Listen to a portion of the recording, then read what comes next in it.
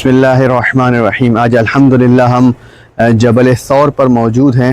آپ کو معلوم ہوگا یہ وہ جگہ ہے جہاں رسول اللہ صلی اللہ علیہ وسلم اپنے سب سے قریبی ساتھی حضرت ابو بکر صدیق رضی اللہ تعالی عنہ کے ساتھ جب ہجرت فرما رہے تھے مدینہ منورہ کی طرف، تو آپ نے یہاں پر 3 دن قیام کیا تھا، جمعہ، ہفتہ اور اتوار۔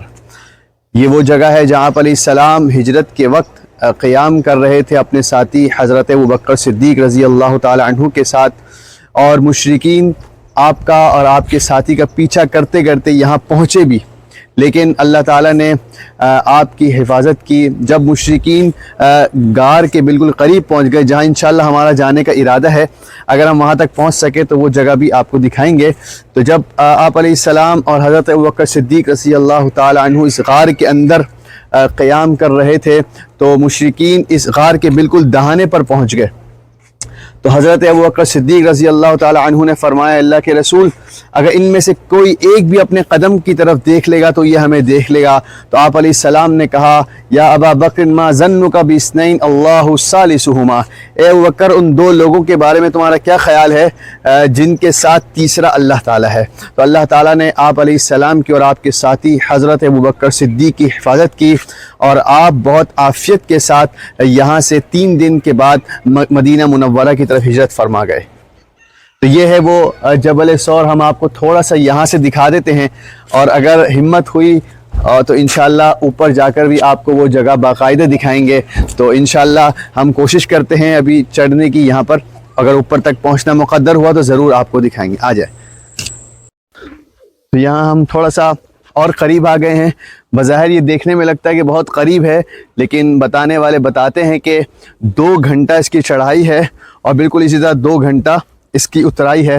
تو کل 4 گھنٹے چاہیے ہمیں اوپر جانے اور پھر واپس نیچے آنے کے لیے۔ تو انشاءاللہ ہم کوشش کر رہے ہیں۔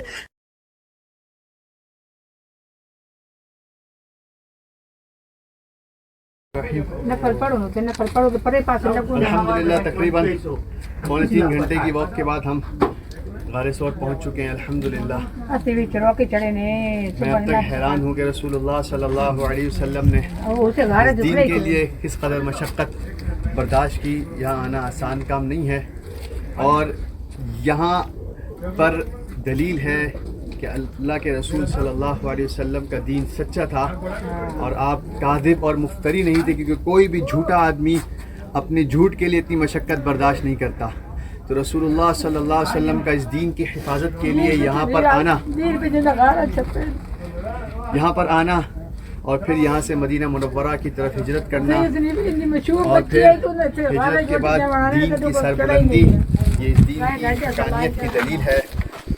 واقعہ، اس واقعے کو قرآن بھی نقل کرتا ہے، الا تنصروه فقد نصرہ اللہ اذ اخرجہ الذین کفروا ثانی اثنین اذ ہما فی الغار اذ یقول لصاحبہ لا تحزن ان اللہ معنا، کہ جب رسول اللہ صلی اللہ علیہ وسلم اور حضرت ابو بکر صدیق رضی اللہ عنہ اس غار میں قیام کر رہے تھے، تو اللہ کے رسول حضرت ابو بکر صدیق کو تسلی دے رہے تھے کہ غم نہ کریں، اللہ ہمارے ساتھ ہے، یہ دین غالب ہو۔ تو یہ وہ جگہ ہے جہاں پر داخل ہو کر رسول اللہ حضرت ابو بکر صدیق رضی اللہ تعالیٰ عنہ نے قیام کیا، اور حضرت ابو بکر صدیق رضی اللہ تعالیٰ عنہ کا یہ قول منقول ہے کہ اگر مشرکین میں سے کسی نے اپنے پاؤں کی طرف بھی دیکھ لیا تو ہمیں دیکھ لے گا۔ پر رسول اللہ نے حضرت ابو بکر صدیق کو تسلی دی کہ ان 2 لوگوں کے بارے میں تمہارا کیا خیال ہے جن کی حفاظت کرنے والا تیسرا اللہ ہو؟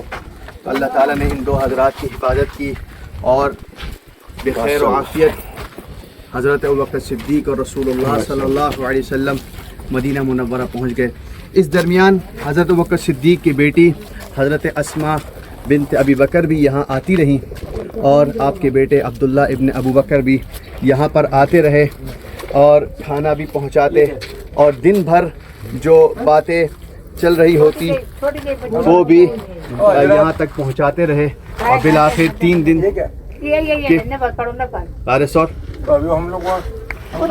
کے قیام کے بعد رسول اللہ اور حضرت ابو بکر صدیق مدینہ منورہ کی طرف نکل گئے، اور حضرت ابو بکر صدیق کے جو غلام تھے عامر ابن فہیرہ، وہ حضرت ابو بکر صدیق اور رسول اللہ کے پیچھے چلتے، اور جو قدم کے نشانات بن جاتے وہ ان کو مٹا دیا کرتے. تو بالآخر 3 دن کے قیام کے بعد رسول اللہ اور حضرت ابوبکر صدیق رضی اللہ عنہ مدینہ منورہ خیر و عافیت کے ساتھ پہنچ گئے. اب میں آپ کو غار ثور کی کچھ زیارت کرا دیتا ہوں. اس کے لیے تھوڑا سا نیچے بیٹھنا پڑے گا. یہ ہے وہ غار ثور جہاں آپ نے اپنے ساتھی حضرت ابوبکر صدیق کے ساتھ قیام کیا. اس کے 2 منہ ہیں, ایک سے داخل ہونے کا اور ایک سے نکلنے کا. ہم یہاں پر تقریباً 2.5-3 گھنٹے میں پہنچے. جیسے میں نے بتایا, میں ایک بات واضح کرنا چاہتا ہوں کہ رسول اللہ صلی اللہ علیہ وسلم نے غار ثور کی زیارت کو مشروع نہیں کیا ہے اور نہ یہاں کی کوئی فضیلت بتائی گئی ہے زیارت کی.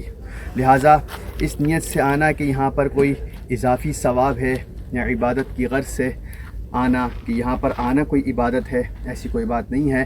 یہاں پر محض اس لیے آئیں کہ اس مقام کو دیکھ سکے جہاں رسول اللہ نے اپنے ساتھی کے ساتھ قیام کیا تھا دین کی حفاظت کے لیے, اور مطالعے کے لیے آئیں کہ اس جگہ کو دیکھ سکے. باقی اور کوئی غرض کہ اس کی کوئی خاص فضیلت ہے یا اس کو دیکھنا یہاں آنا عبادت ہے, ایسی کوئی بات نہیں ہے.